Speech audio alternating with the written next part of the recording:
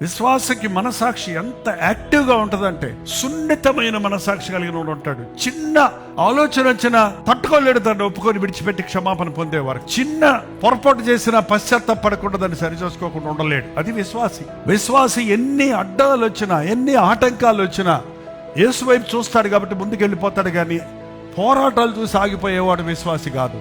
వంకలు చెప్పేవాడు విశ్వాసి కాదు. సాకులు చెప్పేవాడు విశ్వాసి కాదు. ఇతరుల మీద నిందలు మోపేవాడు విశ్వాసి కాదు.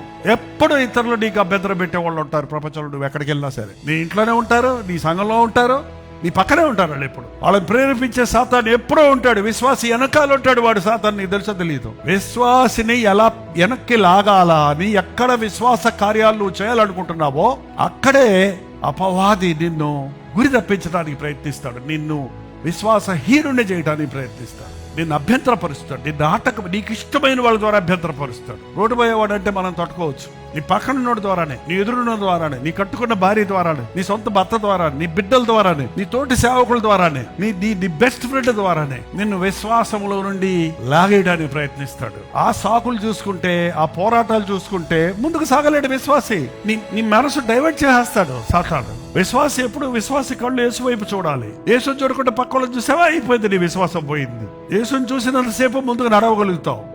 పరిస్థితులు చూస్తే అవిశ్వాసి కంటే హీనదశకు వెళ్ళిపోతాం. పరీక్షించుకోండి మీ విశ్వాసం ఉందో లేదో. మీ హృదయంలో ప్రభు ఉంటే మీకు విశ్వాసం ఉంది కదా, there is no doubt about it. హృదయంలో ప్రభు లేకపోతే మీరు అవిశ్వాసులు, మీకు తేడా లేదు ఇక.